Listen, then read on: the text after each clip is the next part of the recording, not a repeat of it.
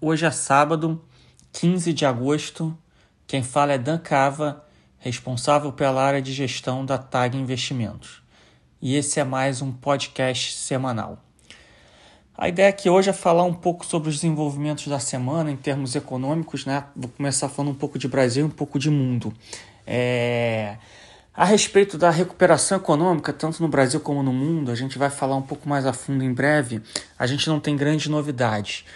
Queria focar o começo da nossa análise, o começo da nossa conversa, nos desenvolvimentos no Brasil, que vão muito em linha ou em continuidade ao nosso bate-papo da semana passada, que quem não teve a oportunidade de escutar, de ouvir, pode ir lá no nosso histórico, que a gente vai mostrar que a gente já alertava para esses riscos e talvez, de novo, a gente tenha caminhado, infelizmente, um passo a mais numa direção um pouco perigosa. Eu não quero soar aqui extremamente negativo ou alarmista, mas a gente precisa ter os pés no chão e entender o que está acontecendo no meio político no Brasil e como isso afeta estruturalmente a nossa economia. Eu sempre fui muito firme nesse e em outros fóruns públicos no tocante à necessidade de tudo que foi feito em termos de rede de proteção social para fazer com que a crise pós-pandemia fosse um pouco mais suave, se é que a gente pode dizer que tem como fazer com que a crise seja mais suave para a sociedade brasileira e para a economia brasileira. Dado que a crise ela sempre foi inevitável pelas suas características, pela sua magnitude. Então, tudo que podia ser feito em termos de utilização das contas públicas, em termos de proteção social, dentro das possibilidades de um país como o Brasil, tinha que ser feito, né? Os instrumentos tinham que ser utilizados. Eu acho que talvez aquele que ficou mais conhecido pela grande mídia, pela sociedade, foi o que ficou cunhado ou chamado do Corona Voucher, né? Que são os R$600 mensais que estão sendo distribuídos para a população desamparada, para a população desempregada. Então, em momento algum, a nossa ideia aqui é questionar esses gastos. Eu acho que o que a gente sempre alertou, o que a gente sempre pediu um pouco de atenção foi no sentido dos riscos de tentar tornar gastos que eram gastos que precisavam ser pontuais e localizados, em transformar estes gastos em gastos permanentes e estruturais. Este é o grande risco. Um país emergente, com as contas públicas fragilizadas como era e como é ainda mais agora o Brasil, não tem as condições de entrar no debate de tornar gastos excessivos e mais altos permanentes. Esses gastos eles não podem ficar na economia a longo prazo. As contas públicas do Brasil não comportam esse tipo de gasto.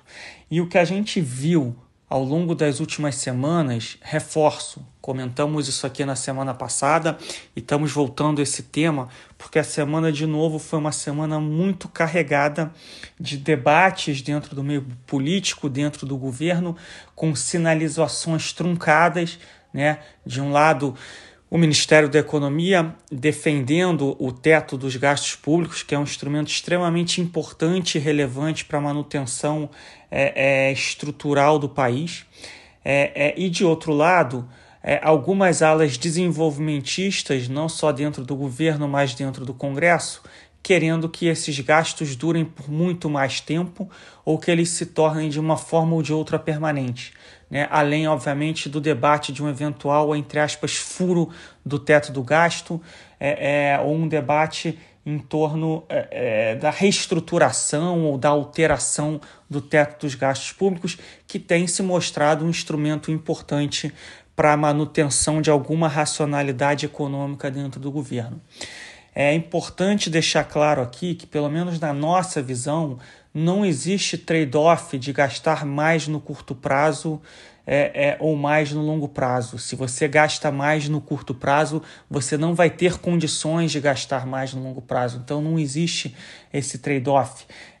Se o país caminhar na direção de mais gastos públicos correntes, na situação frágil que estamos hoje, com uma dívida PIB elevada e se elevando ainda mais, a gente no futuro com certeza terá menos crescimento, mais desemprego, mais inflação, consequentemente taxas de juros mais elevadas e uma situação bastante complicada para a economia brasileira e para a sociedade do Brasil. O Brasil já passou por diversos momentos desses, principalmente na década de 90, na década de 80 e até mesmo no início dos anos 2000. E os avanços que foram conquistados pelo país ao longo dos últimos anos, talvez da última década, em diversos governos diferentes, vários dos governos que nós convivemos, eles conseguiram avançar e aprovar reformas. As reformas elas nunca foram suficientes para endereçar todos os problemas do Brasil, elas nunca foram no momento adequado, né, no sentido de que poderiam ter vindo muito antes do que vieram, mas o Brasil avançou. O Brasil é hoje um país com taxa de juros muito mais baixas do que no passado, com uma inflação controlada, com contas externas mais ajustadas, com um sistema de câmbio flutuante, onde o câmbio funciona como um amortecedor automático para a economia, e onde a gente não tem mais corridas cambiais ou problemas de financiamento da dívida pública. Agora, para manter essas condições, a gente precisa que o debate fiscal volte a ser um debate de reformas estruturais. Essas reformas elas não precisam acontecer hoje, essas reformas não precisam acontecer já, mas elas precisam acontecer, né? O mercado precisa não ter o patriotismo, mas ter a perspectiva de que no médio e longo prazo as reformas acontecerão.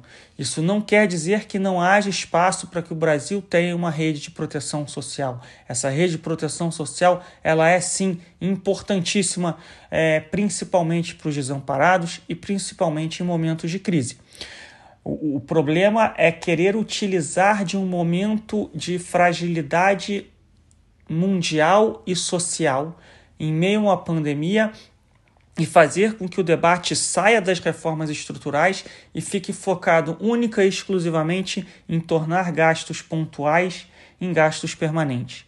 Esse é o risco. O mercado ele está hoje, eu costumo dizer, no meio do caminho. Qual é esse meio do caminho? O mercado ele precisa ter a perspectiva de que as reformas elas vão acontecer.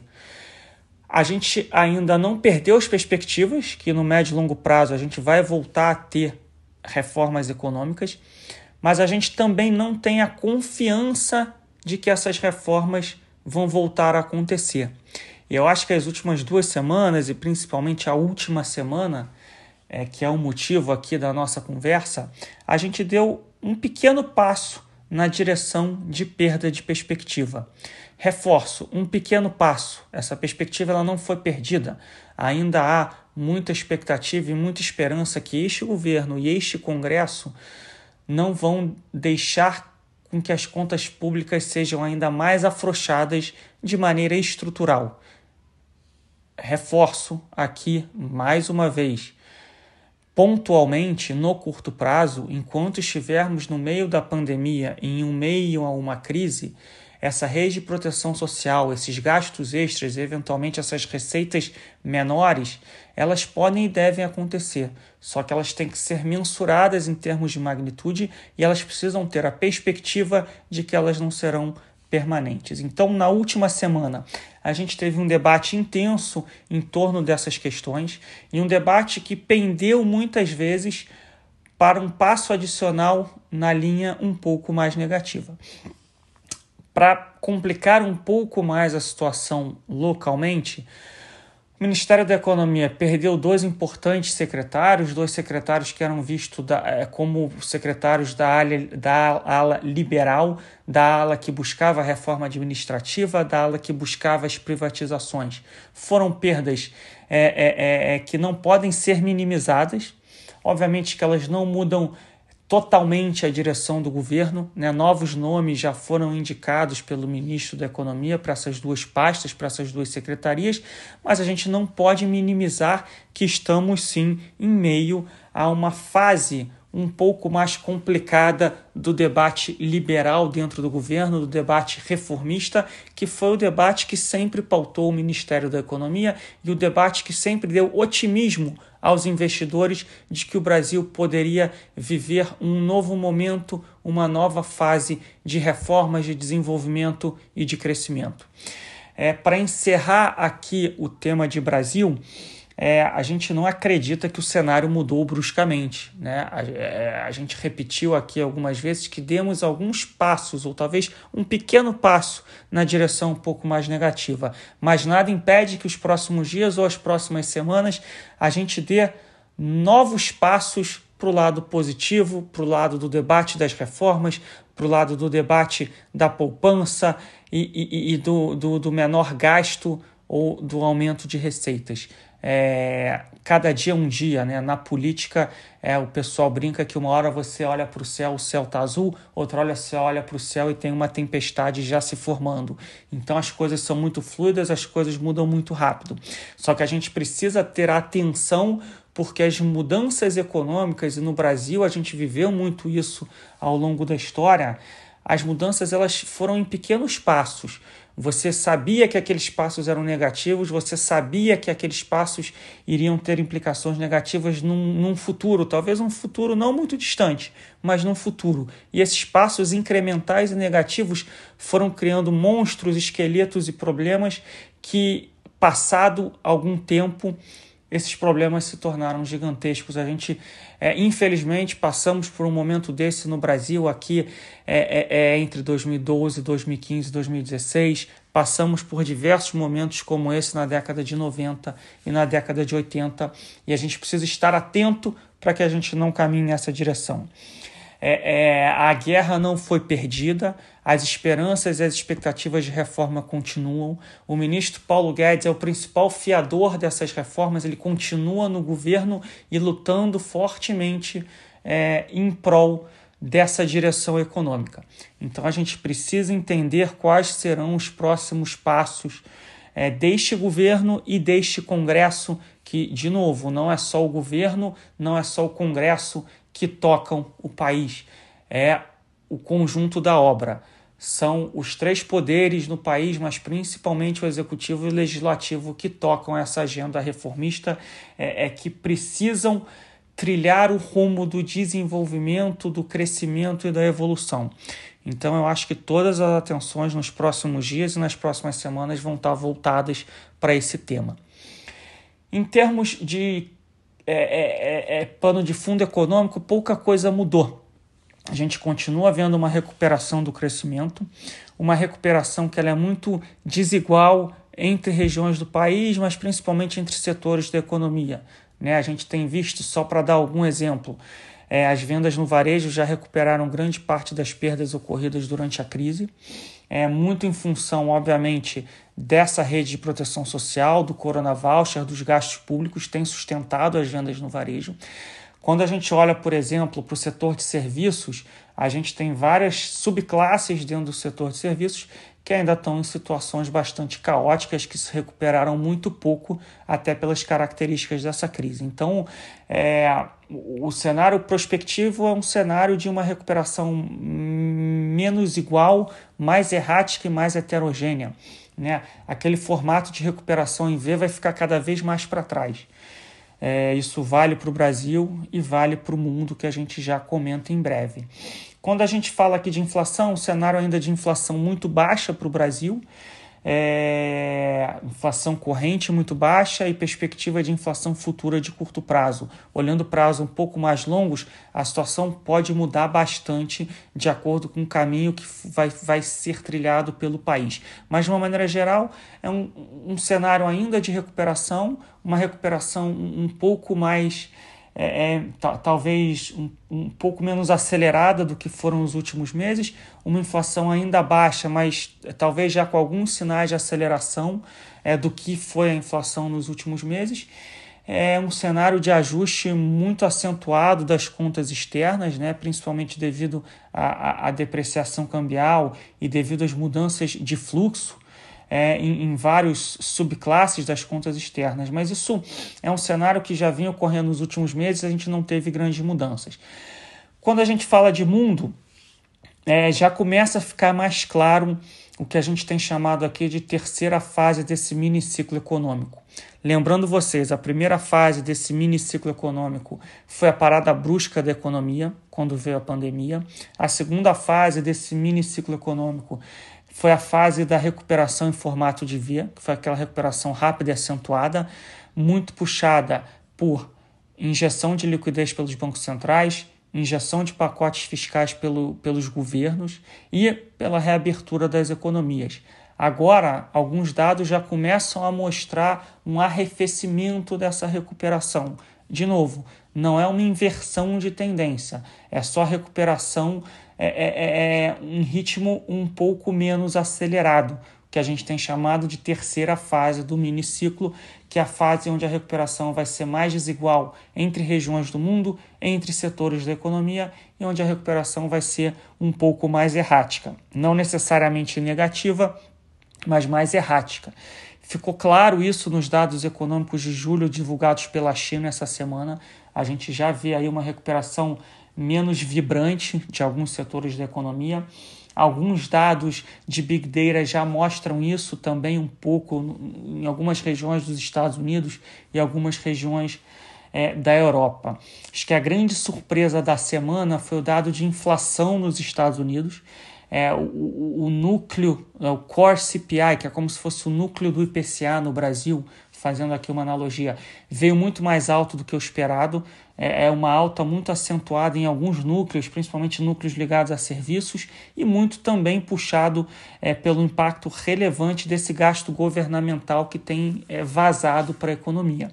A gente precisa entender se essa inflação ela é pontual ou ela é estrutural. Se ela for pontual, entre aspas, diria que segue o jogo, a vida vai seguir normalmente, as mesmas tendências vão continuar, as tendências que a gente viu nas últimas semanas, nos últimos meses.